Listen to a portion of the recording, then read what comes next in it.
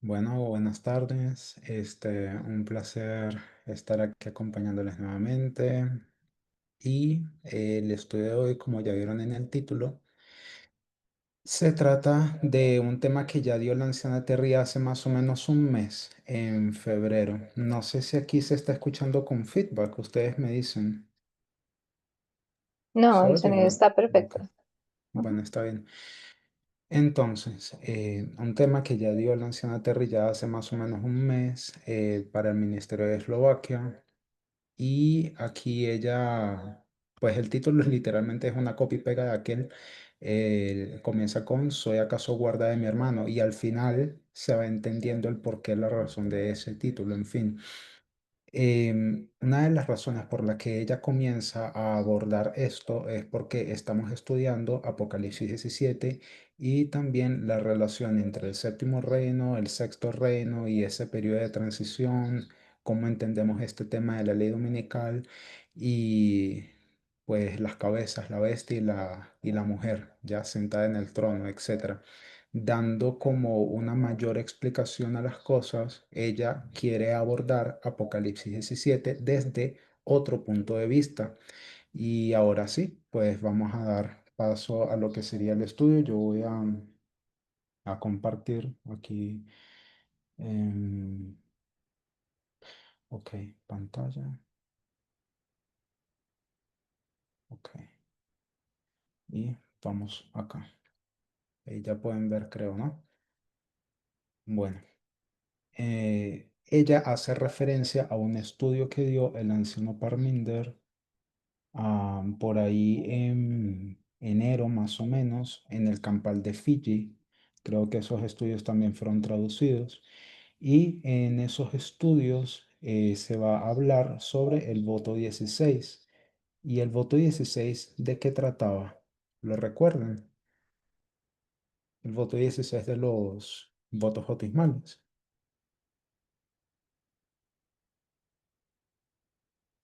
No lo recuerdo.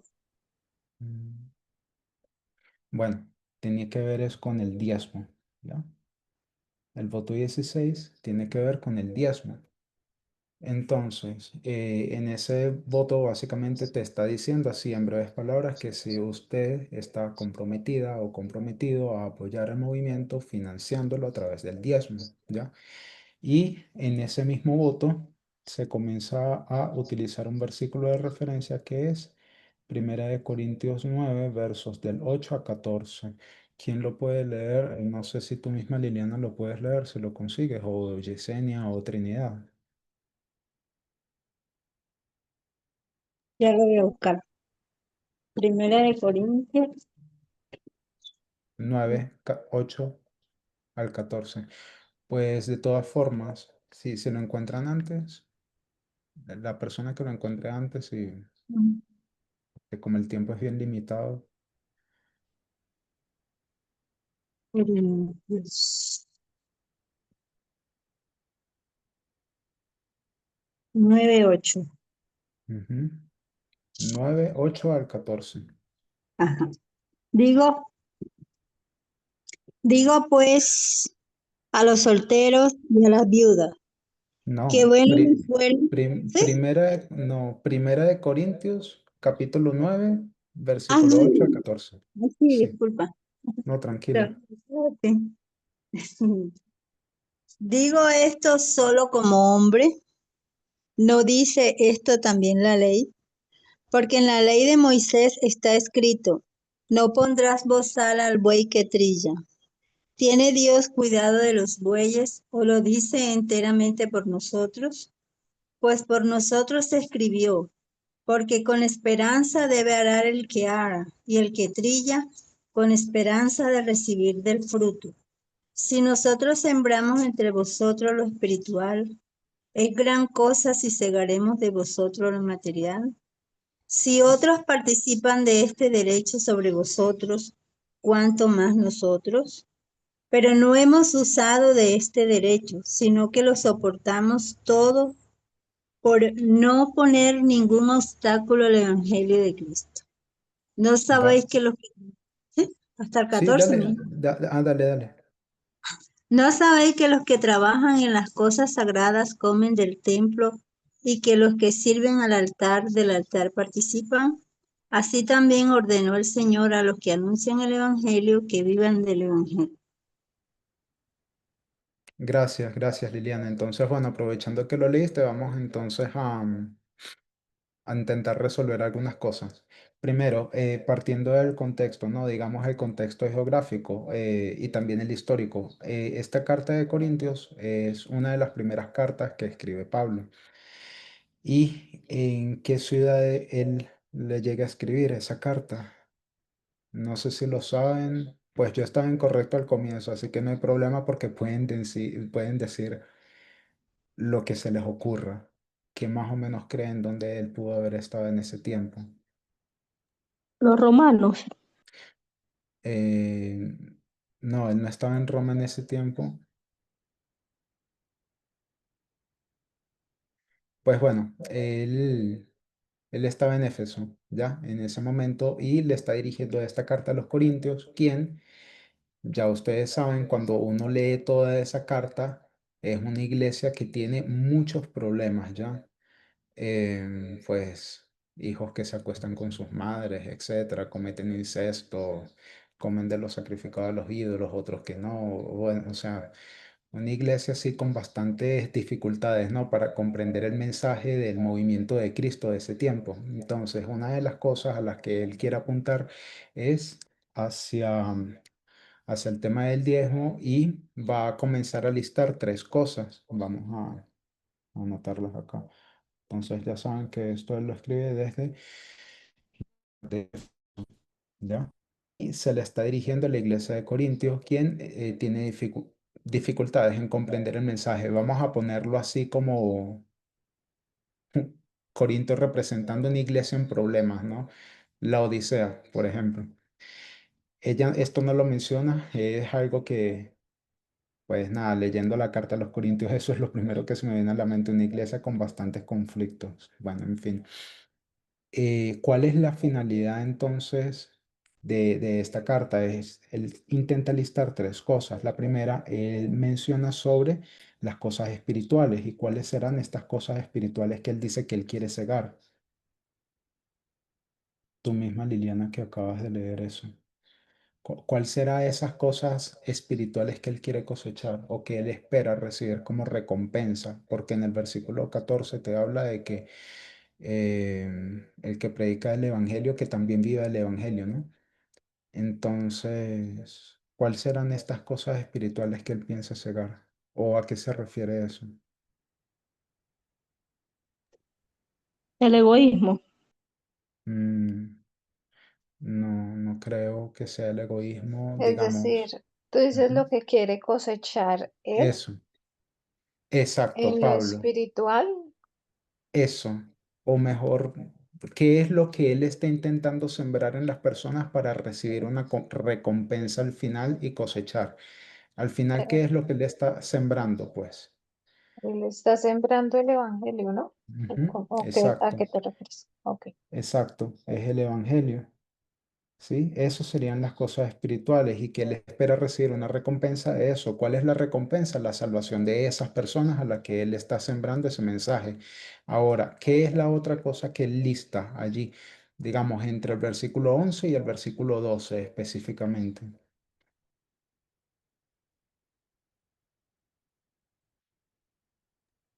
Lo material ¿Qué es? también. Ajá, exacto, lo material.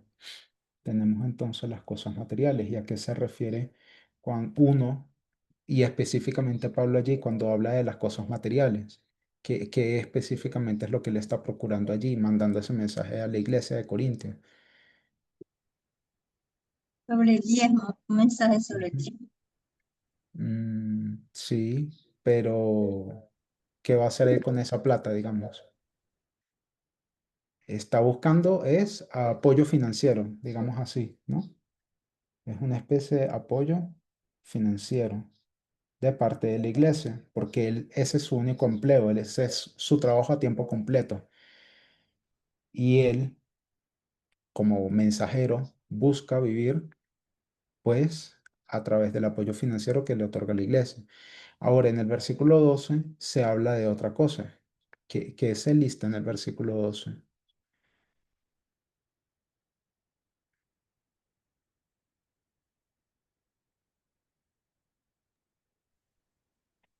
Lo vamos Ah, a leer otra vez. Habla como que de la prueba del discipulado. ¿Por qué dices que habla del discipulado? A ver, explícate. O cómo tú lo entiendes o cómo lo ves. Porque él dice que soportamos todo. No, no, yo creo que estás en otro versículo. Es Primera de Ah, Corintios 9:12. Mira lo que dice. Si otros participan de este derecho sobre vosotros, cuanto más nosotros. Pero no hacemos uso de este derecho, sino que lo soportamos todo para no poner ningún obstáculo al Evangelio de Cristo. Entonces, ¿a qué él se refiere con otros que participan de ese derecho? Él está hablando aquí de apoyo financiero, ¿no? En esta sección. Entonces, ¿quién serán esos otros? ¿Quiénes participan de eso? los que se benefician de la predicación del Evangelio.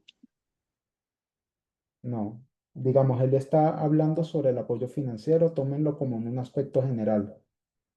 En el caso de otros que participan de ese derecho, ¿cuál derecho? Pues de coger la plata de gente, de ciudadanos y de ciudadanas para sí. ¿Quién más, aparte de Pablo, aparte de la iglesia, tiene ese derecho sobre ti hoy en día? Literalmente hoy, Marta, Liliana, Yesenia, Libardo, yo, hay alguien que coge de nuestra plata, agarra El con gobierno. su mano.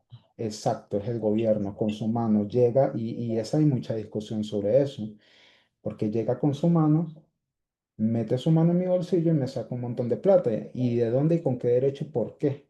¿Ya? ¿Entiendes? Pero esas son las leyes de los gobiernos, las leyes de la tierra. Y ahora vamos a explicar el por qué. Ahora específicamente cuando hablamos en el contexto de Pablo, ¿a quién hace referencia este otros? ¿A quién será? Al gobierno de Roma, supongo. Exacto, sí, es Roma. Entonces el gobierno.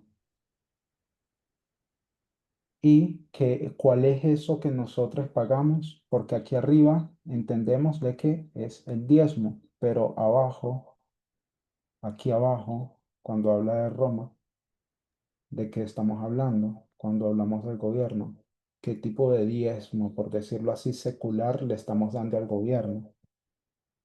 impuestos. Exacto, son impuestos. Bien.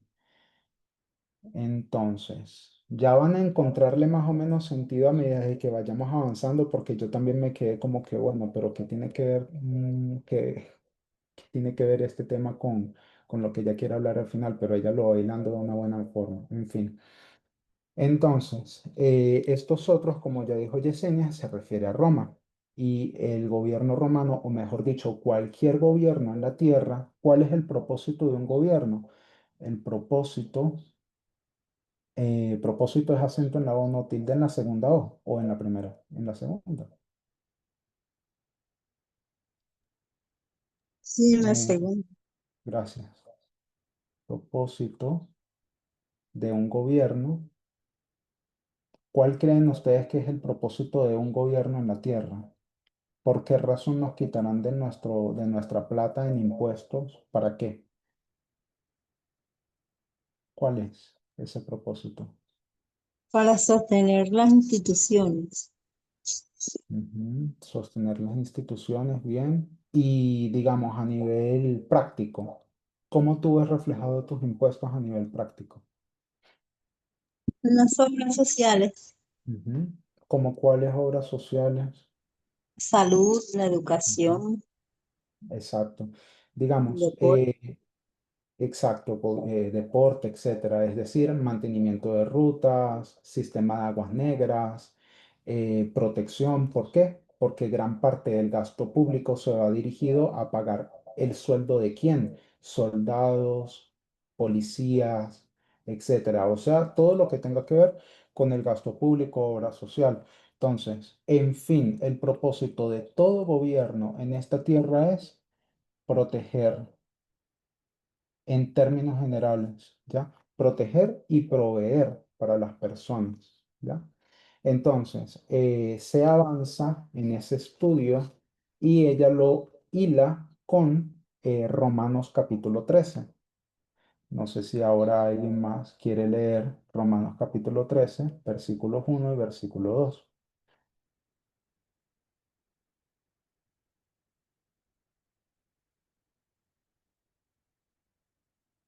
Yo lo tengo.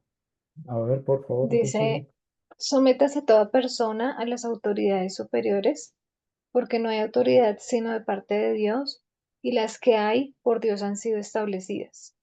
De modo Ujú. que quien se opone a la autoridad, a lo establecido por Dios, resiste, y los que resisten acarrean condenación para sí mismos. Exacto, gracias.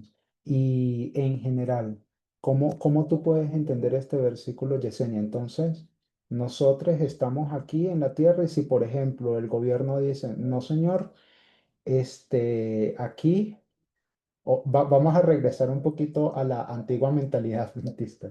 Como aquí dice Pablo, de que tenemos que someternos a todo gobierno. Si un gobierno llega y dice, no señor, aquí no se adora más en sábado, ¿qué hacemos nosotros como buenas y buenos cristianos? Le obedecemos. Entonces, ¿será que eso es lo que quiere decir Pablo acá? Pienso que no. Exacto. O sea, hay obediencia, pero existen límites también, ¿no? A esa obediencia, porque también tenemos el ejemplo de quién, de Daniel. Hubo un decreto y Daniel ¿qué dijo? No, yo ahora abro las ventanas y yo oro, pero solamente a mi Dios. Entonces, o no se arrodilló delante de la imagen del rey. Entonces, tenemos varios ejemplos en la Biblia de que tú tienes que ser un siervo fiel y una sierva fiel, pero existen también límites en cuanto a eso, en lo que tiene que ver con el gobierno, ¿no? Y las autoridades gobernantes, etcétera. Entonces, bueno. A ver, eso es lo que Pablo no quiere decir. Pablo no quiere decir aquí porque muchas personas también pueden utilizar este texto para decir, vean, hay que someternos a todo gobierno porque todo gobierno es instituido por Dios y no es eso lo que quiere decir acá. Acá no quiere decir de que Dios respalda todo gobierno civil, no, no es eso, sino que Dios establece gobiernos. ¿Para qué? Porque son algo que son naturalmente bueno y eso es lo que hay que entender. El gobierno naturalmente fue diseñado con un buen propósito, ¿ya? Entonces, aquí esto lo podemos ligar con esta idea de que de aquí arriba, que la función de todo gobierno es proteger, ¿ya? Específicamente proteger a sus ciudadanas y sus ciudadanos, ¿ya? Y de proveer recursos para, pues, el mantenimiento de toda la ciudad. Así que podemos decir que el origen de todo Estado en un principio es bueno. Bueno, otra cosa, este origen de todo Estado.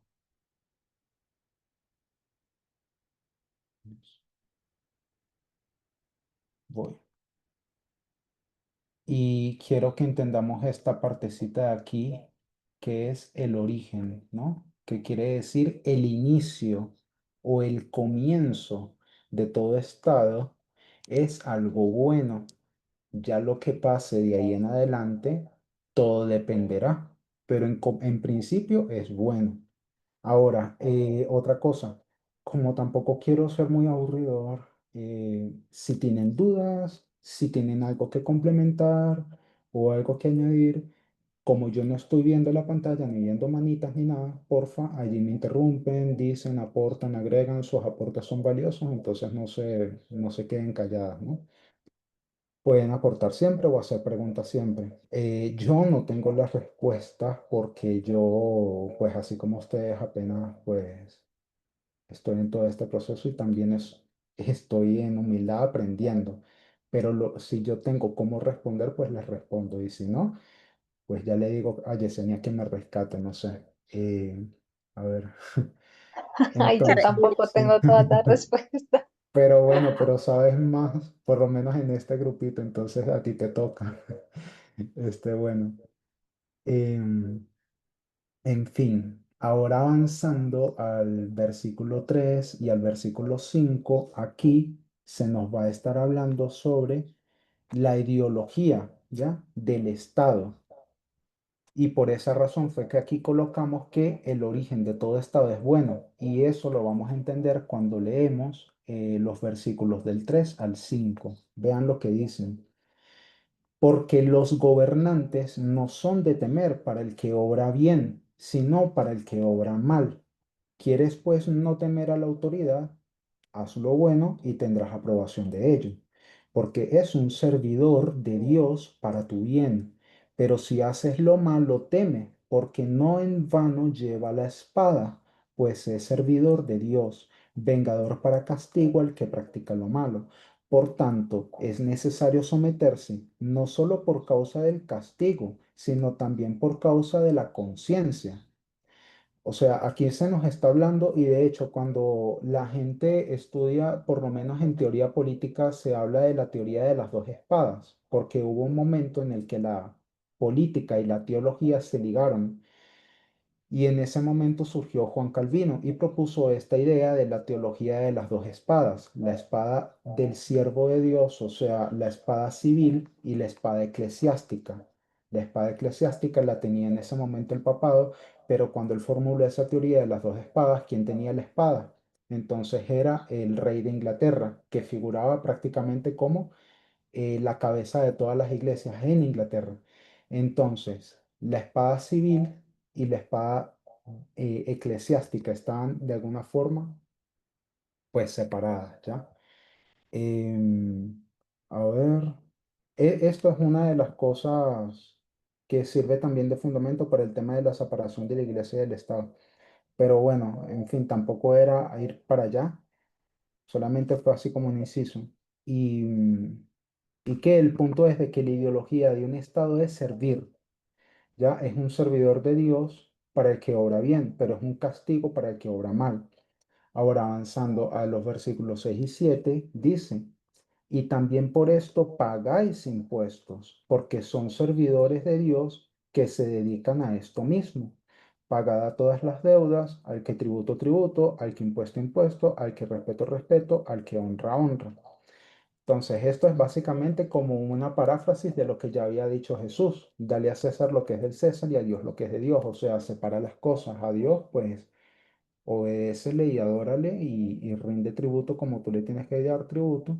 Y al gobierno, pues, ríndele respeto y págale lo que le tienes que pagar, o sea, tus impuestos, ¿ya? Y no seas sedicioso o rebelde, por decirlo así. No andes armando como un alboroto público ni nada. Eh, y claro, tampoco lo hagas como un temor al castigo, sino por causa de la conciencia, o sea, de que es algo bueno, es algo correcto, porque tus impuestos van a socorrer a personas en necesidad, al gasto público, ¿sí? Entonces, bueno, lo que va a hacer aquí la anciana Terry, entonces déjame anotar acá, ideología, para ir separando, y aquí abajo es, mm, a ver. Digamos que al César lo que es del César, eso es una paráfrasis, ¿no? De lo que quiso decir Jesús allí, pero en este comentario de Pablo. Entonces, pagar.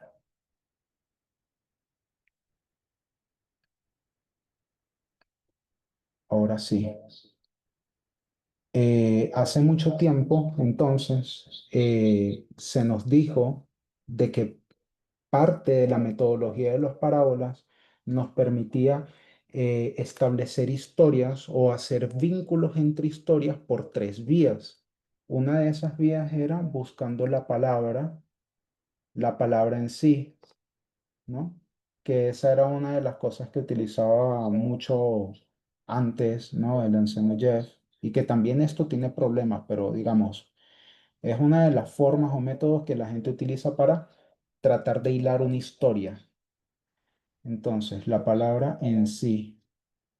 El segundo método era ver la palabra que iba anexa o conjunto o la palabra de al lado, ¿sí?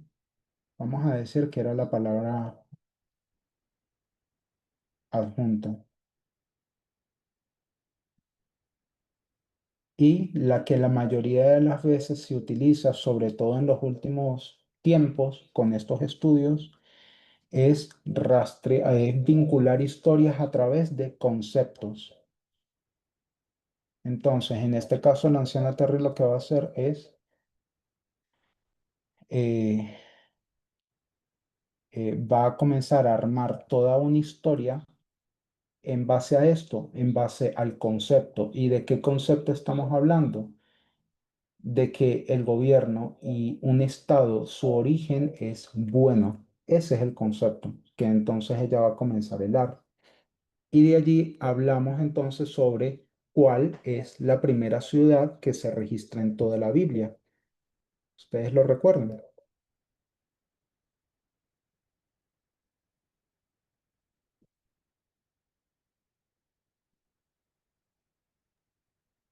Babel, ¿será? Ok. ¿Y alguien piensa alguna otra ciudad que no sea Babel? Porque Babel está y vamos a hablar de Babel, pero tal vez alguien tenga algo que añadir o no recuerdan. ¿Qué fue lo que hizo Caín apenas asesinó a Abel?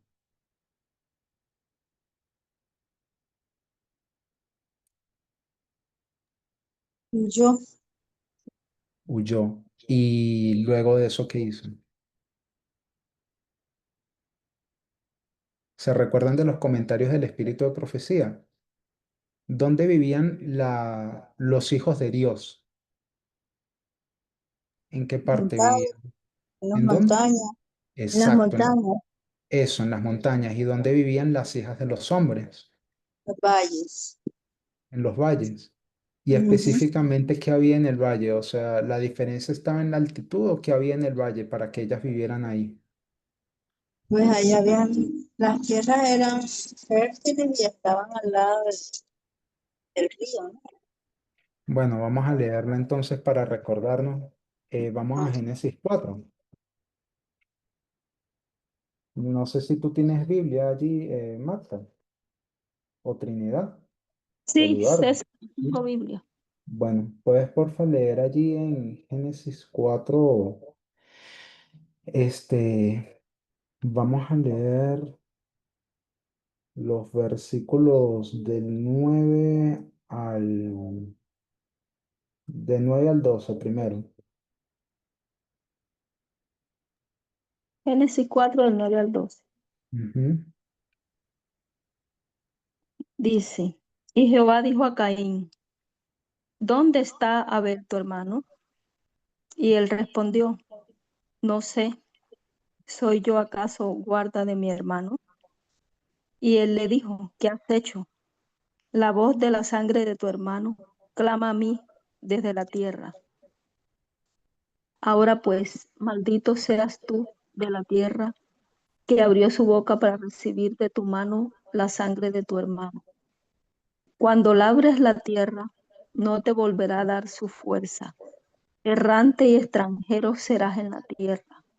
Gracias, Y dijo Marta. Caín, hasta ahí. Sí, hasta ahí un momentico y ya después te digo para que tú mismo sigas leyendo, pero bueno. Entonces, un recuento. Caín mata a Abel. Dios desciende, hace un juicio investigador, le pregunta a Caín qué fue lo que hizo, a ver si confiesa. Caín engaña o intenta engañar a Dios o le responde de forma que no tiene nada que ver, no está respondiendo nada. Y Dios ejecuta entonces un juicio, ¿ya? Le maldice. Pues sabemos que Dios no maldice, sino que predice las consecuencias, ¿ya? Y la consecuencia será la que dice en el verso 12 al final, errante y fugitivo serás en la tierra. ¿Y qué quiere? En el inglés habla de vagabundo y también extraviado. O sea, que siempre va a ser una persona sin rumbo, sin camino, y va a ser una persona vagabunda. ¿Qué quiere decir una persona vagabunda o indigente? ¿Qué no tiene un indigente? ¿Por qué son indigentes o vagabundos? ¿Qué les falta? ¿Qué será lo que le falta a un No, vagabundo o no un tienen indigente? cómo sustentar la vida. No tienen cómo sustentar la vida, pero principalmente, ¿qué les falta? Porque cuando yo pienso en indigente, pienso en una persona que le falta algo específicamente, Pues le más allá de... falta, bueno, le falta un lugar específico Ujú. donde vivir. Exacto, le falta un techo, específicamente un techo. Entonces, ¿qué es lo que va a proceder a hacer Caín para guardarse en ese sentido? ¿Ya?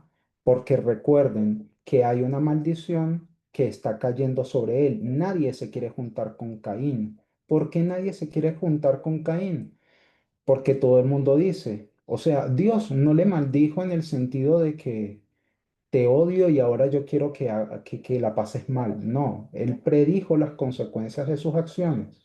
¿Y cuál va a ser la consecuencia de una acción? Digamos, si entre nosotros aquí sabemos que hay una persona que es asesina, ¿vamos a querernos juntar con esa persona o vamos a guardar un límite de ella? Vamos a guardar un límite, o sea, eso es de puro sentido común. Nadie se quiere juntar con Caín. ¿Qué es ahora lo que Caín va a tener que hacer? Entonces, ahora sí vamos al versículo 10, bueno, el 15, para que vean la misericordia de Dios. Porque aquí en el 15, Caín tiene miedo de que alguien le mate. ¿Y Dios qué hace por misericordia? Le pone allí un sello, una marca, para que nadie le hiera. Entonces, vamos porfa, Marta, lee porfa el 15 hasta el 17. Y le respondió Jehová, ciertamente cualquiera que matare a Caín, 7 veces será castigado. Entonces Jehová puso señal en Caín para que no lo matase, cualquiera que le hallara. Salió pues Caín de delante de Jehová y habitó en tierra de Nod, al oriente de Edén. Y conoció Caín a su mujer, la cual concibió y dio a luz a Enot y edificó una ciudad y llamó el nombre de la ciudad el nombre de su hijo Enot. Hasta el 17, ahí. Sí, gracias. Entonces, otra vez volviendo, ¿cuál fue la primera ciudad que se establece entonces en la Biblia? ¿Y quién fue el fundador de esa ciudad? Ay, Exacto. Entonces, la primera ciudad es la ciudad de Enoc, ¿ya? Que es el nombre del primogénito de Caín. Esa es la primera mención de una ciudad en toda la Biblia. Y ya van a ver cuál es el sentido que el anciano Terry le va a comenzar a dar a este tema. Y es que aquí se nos está hablando de que una ciudad, habíamos hablado de que Caín era un vagabundo. Un vagabundo es lo mismo que un indigente o una persona sin techo. Entonces, una persona sin techo, ¿qué es lo que va a procurar? Pues obviamente un techo, como dijo Liliana. Entonces, en un sentido más amplio, ese techo o esa casita, a medida de que Caín se va reproduciendo y luego sus hijas se van reproduciendo de generación en generación, se van a ir a comenzar a asentar en ciudades. Esa pequeña casita va a comenzar a expandirse y se va a convertir en la primera ciudad-estado. Ahora, ¿qué habíamos dicho antes con Primera de Corintios y Romanos 13? ¿Cuál es el sentido? ¿Acaso esta es una ciudad mala? Pregunto. O sea, porque acuérdense que estamos aquí contando una historia y esa historia está contada bajo el concepto de, ¿cuál era el concepto que estamos rastreando? Que todo estado en origen es qué cosa, en sus Bueno, orígenes. es Exacto, bueno, es bueno. Entonces la ciudad de Caín es qué cosa. es buena. Exacto, es buena. Y la razón por la que es buena es porque provee de tres elementos fundamentales. ¿Cuáles son esos elementos? Pues seguridad, ¿ya? Porque le está cubriendo, le está facilitando la vida, le está dando identidad. ¿Por qué identidad? Tenemos un nombre allí, ¿no? Enoc, que es el hijo de su perdón, es el nombre de su primogénito. Le está dando un nombre, le está dando una identidad, le está dando un sentido de qué cosa, de comunidad. Y a esta palabra comunidad, la anciana Terry no lo menciona, pero yo sí lo voy a agregar acá para que tengan presente eso, lo siguiente entre paréntesis, que es un sentido de pertenencia. Bueno, aunque en verdad todo el sentido de pertenencia también se puede eh, decir que pertenece al elemento de la identidad, ¿no? La pertenencia. Pero bueno, en fin, yo lo quise poner en la parte de comunidad porque cuando tú vives en una comunidad, tú buscas protegerla, tú buscas es guardarla, ¿ya? Buscas no ensuciar, buscas no rayar, intentas respetar a tu prójimo, ¿ya? Porque estás viviendo en comunidad. Así que digamos, eso es como pues, aquí yo creo que, no sé si aquí en Colombia, en Venezuela había una materia que era ciudadanía. Entonces, cuando tú tienes un sentido de pertenencia, eres un buen ciudadano, ya estás respetando tu comunidad, tu conjunto.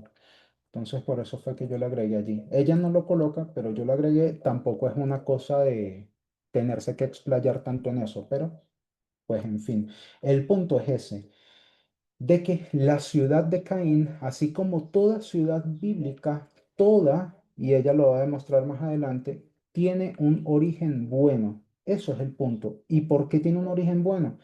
Porque procuran brindar perdón, ciudadanos y ciudadanas seguridad, identidad y comunidad. ¿Ya? Entonces, bueno, seguimos acá y... Ujú.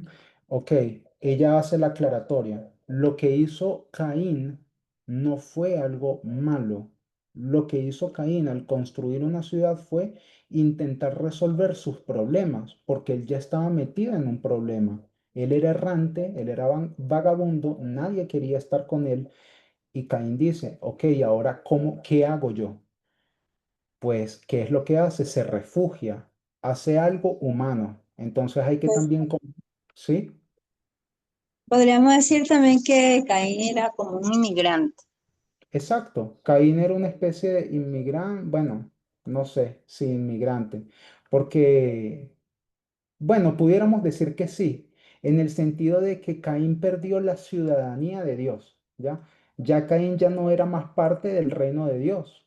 Caín ahora se volvió abiertamente ciudadano de otro reino, y como ciudadano de otro reino, él tenía que buscar cómo resolver. Ahora, ¿qué hago? Y ella es enfática en decir de que lo que hizo Caín fue algo muy humano, que es intentar resolver sus problemas. Entonces, ¿qué fue lo que él quiso hacer? Buscar permanencia, buscar estructura, buscar protección. Y bueno, básicamente Dios le dice a Caín, tú vas a ser una persona sin rumbo. Y Caín dice, no, Señor, yo me voy a establecer. Ahora, ella subraya algo acá. Y es que si bien toda ciudad y todo reino tiene un origen bueno, a pesar de eso, hay una, y ella lo dice un montón de veces en la presentación, hay una tensión subyacente. ¿Por qué existe esa tensión subyacente? Porque, como ya acabamos de decir que Liliana nos acaba de también hacer mención de esto, inmigrante, pudiéramos decir que Caín perdió la ciudadanía de Dios. Entonces, ¿cuál es la tensión? De que Caín está intentando buscar seguridad, protección y paz en un sistema humano fuera de Dios. Entonces, sistema humano fuera de Dios. ¿Ok? Ahora, eh, más adelante en el capítulo se va a comenzar a ver que esta ciudad tiene cosas buenas. ¿Por qué? Porque hay una cultura progresista. Por ejemplo, se habla del desarrollo de metales, se habla del desarrollo de armas, de arte, de la música, tecnología, ¿ya? Pero junto con ese progreso, ¿qué otra cosa pasa? Algo, lean, no sé quién lo tiene aquí disponible, Trinidad, que no sé si tienes allí algo, la Biblia a la mano, no sé si puedas leer el verso 23. Yo lo tengo, si quieres lo leo. Sí, por favor, Liliana. No tengo la mano, nada. Ok, bueno. Ah, El y teléfono dijo, si tienes a la mano o no. versículo 23. Y dijo Lamec a sus mujeres, Ada y Sila, oíd mi voz. Mujeres de Lamec, escuchad mi dicho, que un varón mataré por mi herida y un joven por mi golpe. 23. Gracias. Entonces, tenemos allí la introducción de qué, la introducción de qué cosa aquí, Lilian.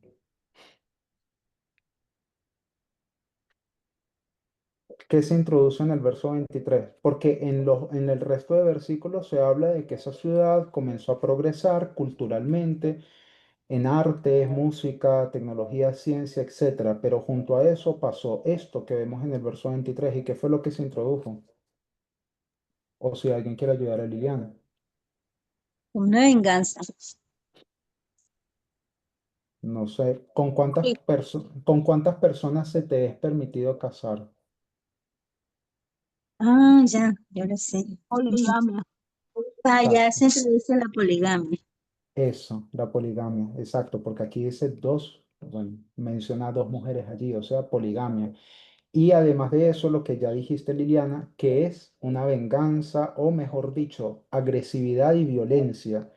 Porque mira que dice de que si Caín fue vengado 7 veces, 70 veces 7 lo serán las Mecas.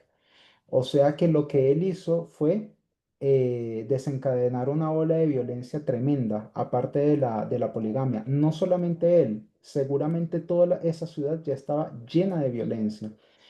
Y luego, en el capítulo 5 comienza a hablar sobre la descendencia de Adán y de Eva, el retoño, ¿no? Que vendría a ser Set y su descendencia, que vino a reemplazar a Abel. Y habíamos hablado del comentario de Ellen White, y ella decía, y como dijo Liliana, los hijos de Dios vivían en las montañas y las hijas de los hombres vivían en la ciudad de Caín. ¿Ok? Entonces, pudiéramos decir, aquí tenemos la montaña como representando este reino de Dios y tenemos a ver, la imagen o la estatua, ¿ya? Aquí al lado. Entonces, eh, esta montaña representa el reino de Dios y esta imagen representa pues el reino de Satanás. O la montaña representa Apocalipsis 12 y esta imagen representa Apocalipsis 17, Jezabel. Entonces, una no es la otra, no se pueden confundir allí porque las dos no se mezclan. Una cosa es una cosa y la otra es la otra. Ya está. Pero ¿qué fue lo que pasó? En el capítulo 5 se nos habla de que se presenta, bueno, no, en el versículo 6, perdón, en el capítulo 6 específicamente se nos comienza a hablar de que estas hijas de los hombres son tomadas por los hijos de Dios, ¿ya? Y allí es cuando ya comienza toda esta contaminación y básicamente ya no hay un lugar seguro en la tierra. Y luego de eso, ¿qué sucede?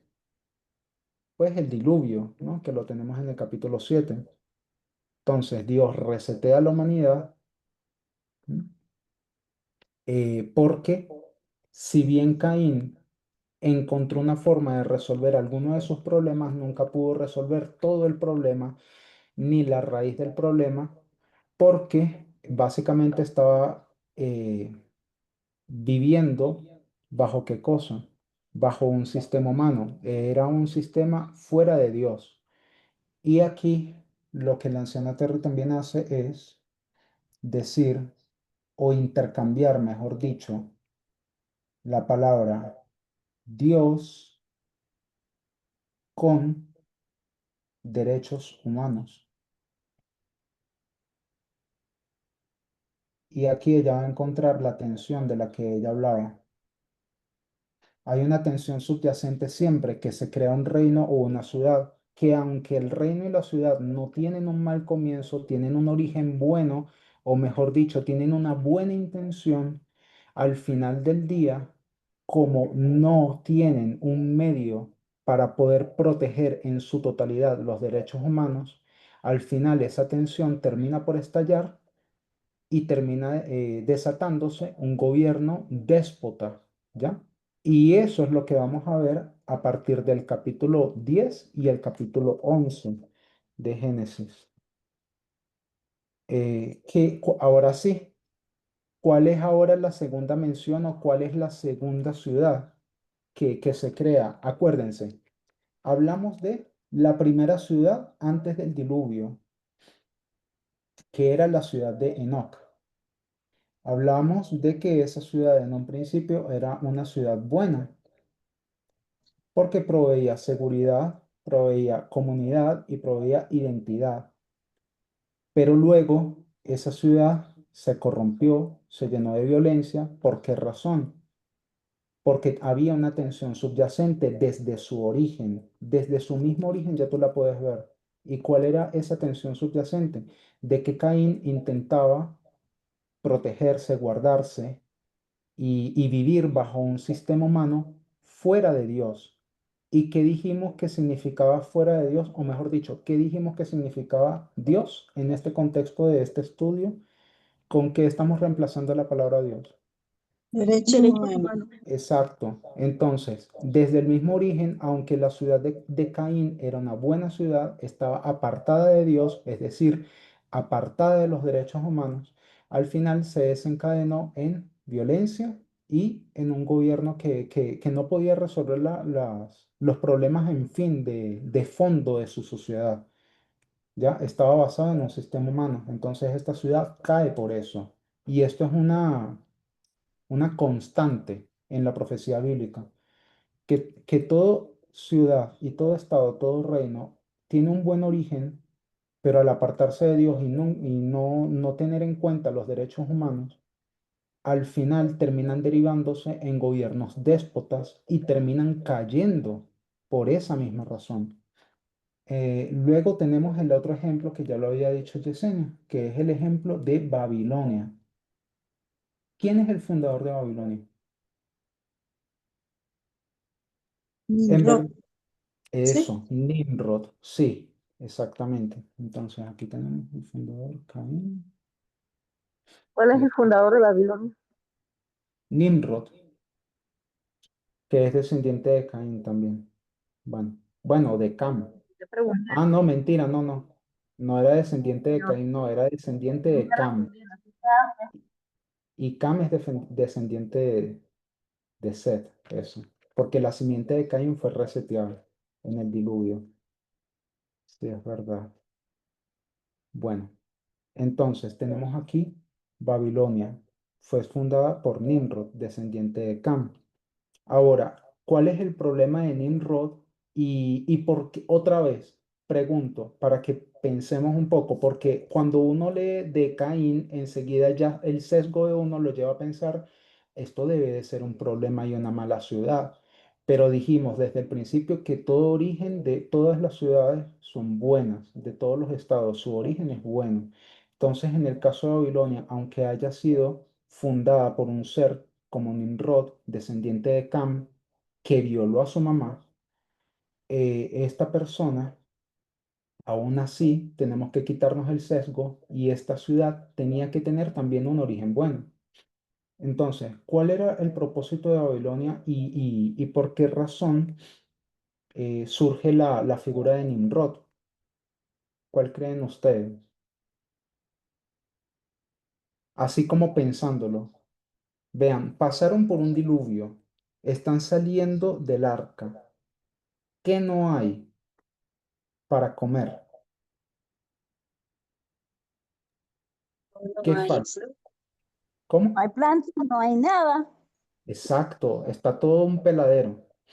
Y llega una persona que se llama, pues, surge, ¿no? En la historia una persona que se llama Nimrod, pero antes de eso, Dios que les había dicho a Noé, Noé al hacer un pacto perdón, Dios al hacer un pacto con Noé y su familia, que les dijo, él les dijo que pueden comer qué cosa, De los animales que estaban en el arca. eso, de los animales. Y entonces aquí ya tienen permiso de Dios para consumir carne. Y luego surge la figura de Nimrod. ¿Y Nimrod qué es? Vamos a leerlo por acá. A ver, ok, vamos a leer por acá. Nimrod. Mm, mm. Ajá. En el capítulo 10 versículo 8 y el versículo 9. Y Cus engendró a Nimrod, quien llegó a ser el primer poderoso en la tierra. Ujú. Este fue vigoroso cazador delante de Jehová, por lo cual se dice, así como Nimrod, vigoroso cazador delante de Jehová. Entonces, si él era cazador, ¿era por qué? Porque tenía que proveer No qué había, cosa. no había plantas, tenía que proveer comida. Exacto, y la comida que tenía que venir de animales. Entonces, su propósito era proteger en un principio, y la ciudad de Babilonia, que fue el principio de su reino, que dice aquí Babel, en el versículo 10, estaba diseñada precisamente ¿para qué? Para proteger a las personas que quedaron, pues, dispersas luego del diluvio. Les estaba proveyendo de un nombre, les estaba proveyendo de identidad, les estaba proveyendo de comunidad, les estaba proveyendo de seguridad también, porque tienes a animales salvajes, ¿ya? Los animales responden al miedo también. Si les están cazando, ellos también se van a intentar defender, pues, en su naturaleza de animales. Entonces, Me, ahí me, está. Ujú. me Sí. trae a la memoria Daniel 4, donde se dice del sueño, donde Nabucodonosor tiene el sueño y es ese gran árbol en el cual le da sombra a toda la tierra y de su fruto comen todas las naciones. Entonces en su origen era bueno. Exacto, su origen era bueno. Y muy bien, gracias Liliana, porque lo acabas de mencionar acá, lo voy a también tomar en cuenta. Vamos a colocar aquí la historia de Daniel 4, porque es eso. ¿Cuál era el propósito de ese reinado? Era proteger a todas las bestias, porque en la misma historia, en ese mismo sueño, hay un gran árbol y ese árbol tiene una copa tan frondosa que toda tiene que reposar bajo ese árbol. ¿Ya? Pero el problema radica en el orgullo. Y vamos a hablar sobre eso ahorita en Babilonia. Entonces, sabemos de que la ciudad de Babilonia, así como la ciudad de Enoch, mm, surgió con un propósito bueno: proteger, brindar estabilidad, dar seguridad, comunidad, etcétera. Y que había acontecido un diluvio y necesitaban protegerse de la fauna salvaje, de leones, lobos, osos, etcétera. ¿Saben? No vamos a vivir en la intemperie ante la fauna salvaje que nos quiere matar. Entonces tienes que encontrar un cazador fuerte que te proteja y que también te provea de alimento, ya en ese contexto. Y ahí es donde surge entonces la figura de Nimrod, de Babilonia y del principio de su reino. Ahora bien, ¿dónde está el problema? El problema no es ciudad. ¿Cuál es el problema, Yesenia? ¿Cuál crees Otra, tú que sea? Dime, Liliana.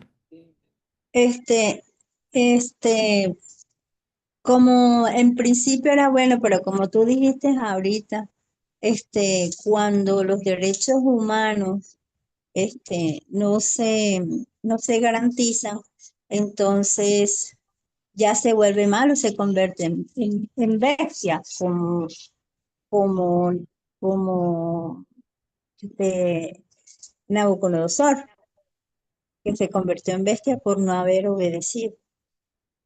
¿Y cuál O fue el gran problema? por el orgullo también, el orgullo que no le dio a Dios eh, el honor que debía darle.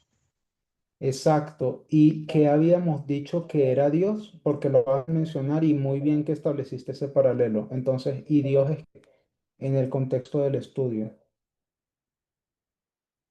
Derechos humanos. Exacto, los derechos humanos. Entonces, tú misma lo dices. Nabucodonosor, que Dios levantó, como habíamos leído en Romanos 13 y en Corintios, un estado bueno, una ciudad buena, un rey bueno. ¿Qué pasó? Se animalizó, se bestializó, olvidó quién era qué cosa, quién era Dios. Y habíamos dicho que Dios es qué, derechos humanos. Entonces, un gobierno que olvidó su propósito, olvidó que su fin era proteger los derechos humanos y al final cayó en qué? En la bestialidad, es decir, en el despotismo, ¿ya? Entonces, y tú lo dijiste, Liliana, la causa de todo eso fue en su corazón el orgullo. Ahora yo pregunto, cuál era lo malo de la ciudad de Babilonia? Porque en Babilonia hay algo malo. ¿Qué será lo malo? Yesenia, ¿qué crees tú que es lo malo? No es la ciudad, ya vimos que la ciudad no es mala, la ciudad es buena porque la ciudad garantiza seguridad, identidad y comunidad. Pero entonces, si la ciudad no es mala, ¿qué sí es lo malo? Que los Liliana gobernantes, menciona, ujú, no, se me ocurre que en lo que estabas hablando, que eh, tú mencionaste que estaba en tensión con Dios, entonces que puede ser que no la ciudad, sino los gobernantes estaban en tensión con el propósito de Dios, ¿no? sí, pues aquí Liliana había mencionado el orgullo. Y eso que tú dices es correcto, pero a mí me gustaría tomar esa misma idea de que los gobernantes o los dirigentes estaban en tensión, sí me gustaría tomar esa, pero no para esta historia específicamente, sino para la siguiente historia que vamos a hablar, que es el presente. Entonces, en el caso de Babilonia, ¿cuál crees tú que es lo malo? O sea, yéndonos a la historia de la Biblia, si ya vimos que la ciudad como tal no era mala, hay algo dentro de la ciudad de Babel que sí es malo. ¿Qué crees tú?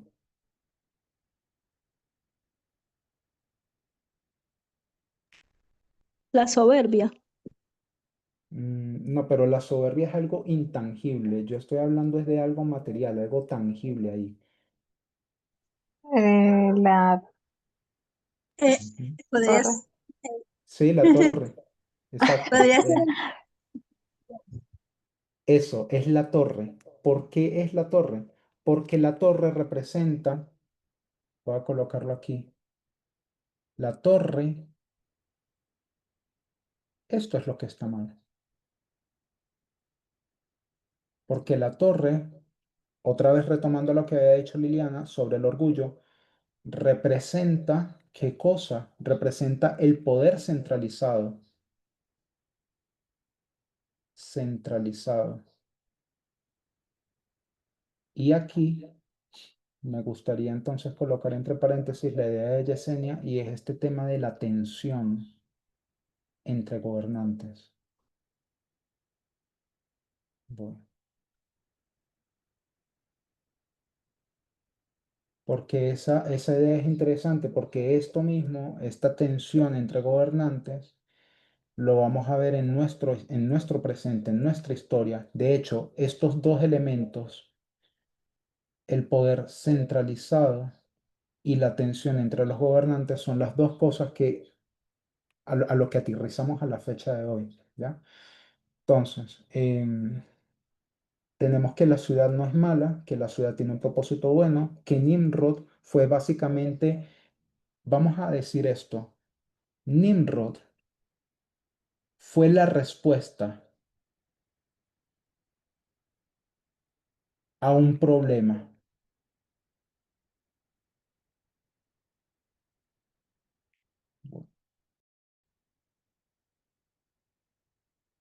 Nimrod es la respuesta a un problema. O también pudiésemos decir que es un síntoma. Síntoma es tilde en la I, ¿cierto? O- Sí, así está bien. dale, gracias. Entonces, Nimrod es básicamente la respuesta a un problema. ¿Cuál era el problema? Inseguridad alimentaria. Digamos, en términos generales, inseguridad alimentaria, inseguridad en cuanto a protección ante la fauna salvaje, en fin. Nimrod simplemente fue un tipo que la gente vio y dijo, mira, es fuerte, caza, vamos a ponerlo ahí de líder porque, mira, necesitamos a alguien aquí que nos proteja, ¿ya? Básicamente es eso. Y pudiéramos también tomar exactamente esa misma idea cuando tus instintos o cuando tu cerebro rápido está, digamos, por decirlo así, o mejor dicho, tu cerebro lento está apagado y tú solamente piensas en base a tu cerebro rápido, tú comienzas a vincular todo sin pensar o sin detenerte mucho ya en entender las consecuencias de las cosas. Ves a este tipo que se muestra fuerte, vigoroso y cazador, lo vas a poner de líder. Es lo mismo, tú crees que hay un problema en tu país, en tu nación, estás viendo a un montón de inmigrantes llegar de forma ilegal, estás viendo que la economía va andando medio mal, tu cerebro rápido comienza a hacer conexiones sin pensarlo y tú dices, aquí hay un tipo que me puede resolver y comienzan entonces a apostar por una alternativa. Y de ahí es donde vemos el surgimiento de las derechas alternativas de hoy en día, ¿ya? Que son, no son derechas alternativas, son nacionalistas, son derecha extrema, ¿ya? Pero se hacen llamar como derecha alternativa, si han escuchado ese término. Es por esa razón que hoy vemos el surgimiento de este tipo de regímenes porque la gente está actuando en base a su cerebro rápido. Están viendo que hay un montón de problemas y están buscando la solución en una persona que aparenta resolverlos. Eso es todo. Y así siempre ha sido en toda la historia de la humanidad. Y tenemos los ejemplos de Enoch, tenemos los ejemplos de Babilonia.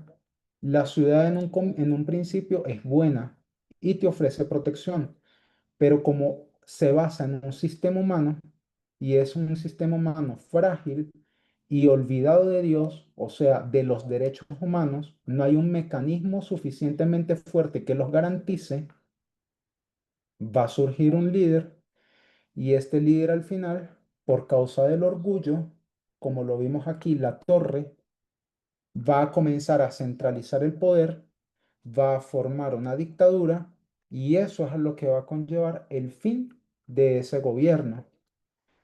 Entonces, bueno, ahora sí pasamos a la segunda parte del estudio y pues mira que ya se nos fue la hora, pero yo creo que la segunda parte yo la puedo hacer más o menos rápida. En fin. Es que el punto de la anciana Terry, y ustedes creerán, porque a mí me pasó después de ver el estudio ya por tercera vez, yo dije, pero ¿qué tiene que ver 1 Corintios 9 Romanos 13 con todo esto? Y al final, pues ya la tercera fue que comencé a cogerle el hilo a todo. No sé si ustedes también lo hicieron hasta ahora. ¿Sí se entiende la idea? Sí, sí, sí, sí. Sí. Vamos entonces. Ah, bueno. Solamente una nota aparte aquí en el estudio. La anciana Terry habla de las consecuencias de lo del diluvio. Primero, que fue la ingesta de carne. La ingesta de carne trajo para la humanidad una baja esperanza de vida, pero por otra parte, también trajo sufrimiento para los seres, pues, de la naturaleza, los animales. Y ella menciona lo siguiente, el feminismo radical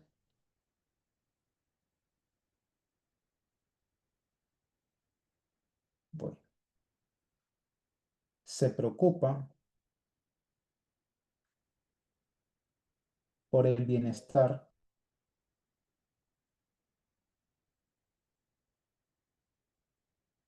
animal. Y aquí ella menciona un libro que ella dice que vale la pena leer, que es, no sé si en español la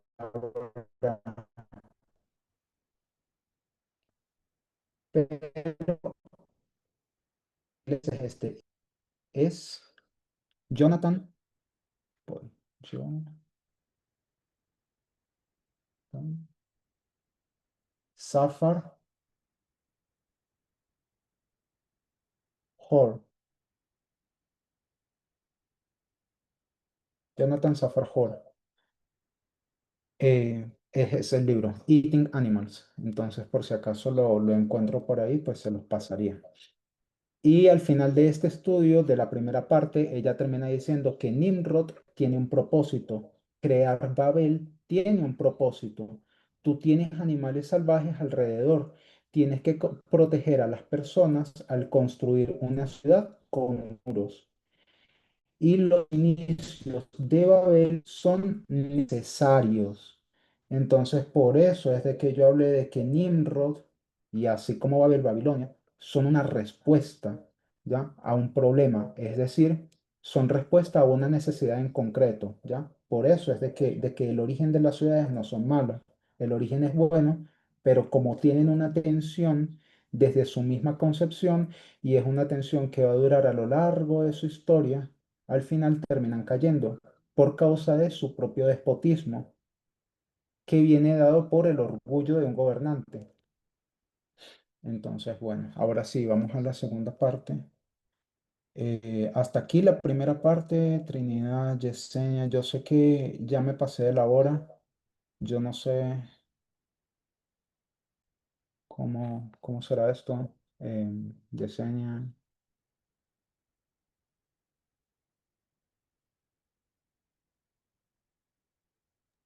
Dime. hola. Sí, que ya yo me pasé de la hora. Entonces, dime cómo sería. Porque esto que acabamos de ver acá apenas fue la primera parte del estudio, porque ese estudio de la anciana Terry se ve en dos partes y yo me extendí lo suficiente como para explicar esta primera parte, pero entonces falta la segunda parte y yo creo que ya llegamos a la hora porque comenzamos a las tres y Sí, 18 algo así. Entonces, lo podríamos dejar para dentro de 8 días, ¿te parece? bueno, Sí. sí, pues por mí no hay problema, pero preguntaba pues por ti, por si acaso, por el tema No, de está bien, cronograma. estaríamos bien. Ah, bueno, ok. Entonces, listo. Solamente un abrebocas de aquí y ya, y cerramos. Este, aquí yo sí voy a sugerir que porfa para el siguiente estudio, yo también lo voy a leer, no me dio tiempo de leerlo hoy, pero sí les voy a dar una tarea para todos, incluyéndome. Vamos a leer un artículo, yo se los voy a pasar si lo consigo. Este artículo fue compartido en el Media Broadcast el día 5 de marzo del año pasado, ya hace un año. Y el título es El ascenso de Trump marca el final de una larga era progresista en los Estados Unidos. Y es de Edward Price. Entonces, voy a colocar aquí el ascenso.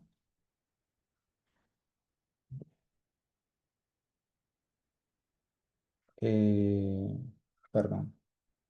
El ascenso de Trump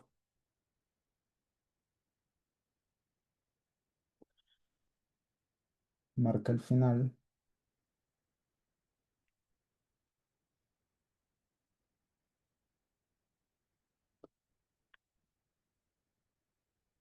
de una larga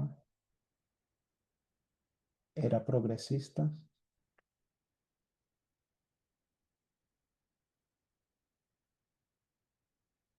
en los Estados Unidos.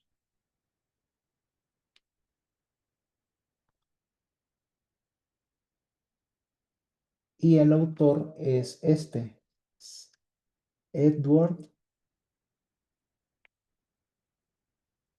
Rice. ¿Ya? Entonces, vamos a leer ese artículo y ella va a discutir bastante de ese artículo en la segunda parte de este estudio. Entonces, nada, es eso.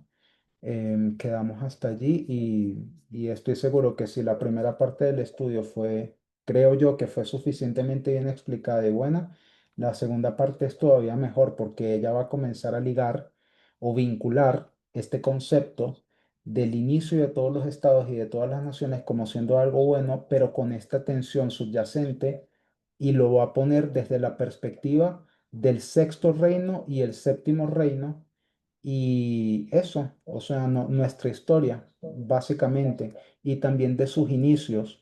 Ella va a abordar y se va a concentrar mucho en lo que es estos años, 1776 y 1789. 1776 representando la rebelión con la Declaración de Independencia, sí, la Declaración de Independencia, y 1789 como la conformidad con la ley, siendo que en este año se promulgó la Constitución de los Estados Unidos. Entonces ella va a destacar aquí este punto que hemos hablado de la tensión. La tensión subyacente radica aquí. Y esto es lo que Trump va a comenzar a explotar, esta tensión, basándose en el espíritu de 1776 de rebelión y libertarianismo.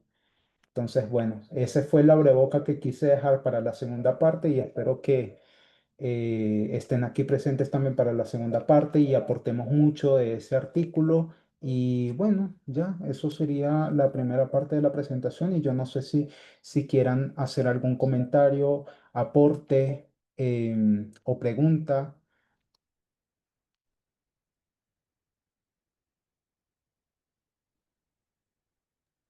Me gustó mucho porque aprendí, En todos los estudios aprendemos un poco. aprendí mucho.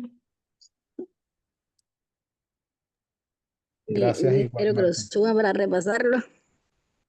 Muy bien explicados eso, como siempre. No, y también gracias Liliana por esos aportes tan buenos y Yesenia. Gracias también ahí por leer, ayudaron y no sé si hay algún otro comentario, digamos, del estudio, como tipo lo que dijo Liliana, que me pareció un aporte bastante valioso, Daniel 4 ese vínculo que ella hizo con Daniel 4 y porque entendió el origen. A mí no se me había ocurrido en el momento del estudio y pues mira, en comunidad, ¿no? Y creando aquí un estudio en conjunto, salimos con ideas que son bastante interesantes. El, el de la No, ciudad, ¿no? pues, Que se levanta para proteger al pueblo. ¿Sí? una anécdota que me pasó a leer del versículo 10 del capítulo 10 los versículos de las dos mujeres. Y ya eso lo habíamos estudiado antes, lo habíamos dicho que ahí se comenzaba el- la poligamia. Entonces yo dije, ay, ¿cómo se me va a olvidar? Y entonces ahí enseguida se me prendió la lucecita y, ay, sí, ya lo habíamos estudiado antes. Fue una anécdota que me pasó. No, excelente. Y a ver, ya, eso, ya. No sé, ¿algún otro comentario o algo?